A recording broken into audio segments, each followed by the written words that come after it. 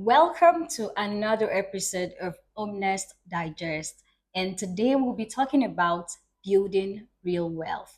And today with me, we have a real estate consultant and a realtor by name Miss Blessing. You're welcome, ma'am, to our podcast. Thank you very much, kindness. You're welcome. We'll be talking about building wealth through movable and non-movable assets solely. So please, can you take us through the difference between movable and non-movable asset? So, when we talk about real wealth, we're talking about owning things that actually consistently put money into your pocket, not things that drain you.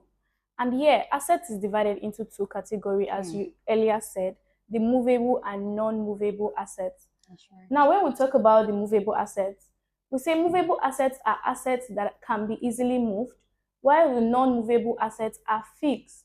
We'd like to have this conversation about the movable assets, possibly the examples for Okay. people to understand, because with examples, it becomes more Sure.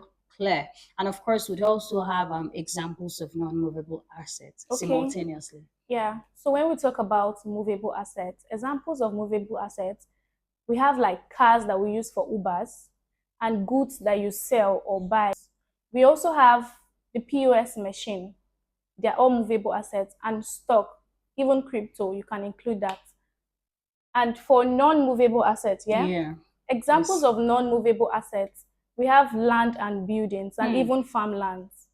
That brings our concern to land. As a real estate consultant and a realtor for Homenest Development Limited, we've also had instances where we're currently selling one movable assets, which is called Obinze Enugu. So, can we really hear your interest about that particular non-movable asset before we go to the last question? Smart investors are currently positioning in Obinze Enugu at Ugogonike. Developments are coming in and demands are rising around the axis. That's because of the Nike resort, now known as the Landmark Group. As a smart investor, this is where you should be looking at the moment. Okay, so that now takes me back to when people were investing in other states, and then we look at 4 Points by Sheraton, Lagos State, we had Eco Hotels, and the rest of them. So that means that Nike Resorts and now Landmark Group is bringing in lots of traffic to Nike Axis in Lagos State. Definitely. All right, so before we swing away from building actual wealth or real wealth, like we discussed earlier. We've talked about the movable and non-movable asset. So you made mention about movable and non-movable asset, but we'd like to go deeply into the examples. Now, some people say crypto is the new land. So how would you compare cryptocurrency, and of course, land investment? So Great question. Crypto has made people a lot of money, no doubt, but that same speed is where the risk is. Or is it 2025 where Bitcoin had a significant downfall of over 45% from its peak? wow. A lot of people went into depression. Like the It depression. was really popular then. Yes, so now compare it to land. They say land is slow.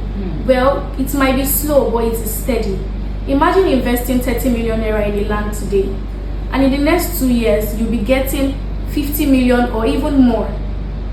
So land value grows because of real life development and not market trends. Beautiful insight.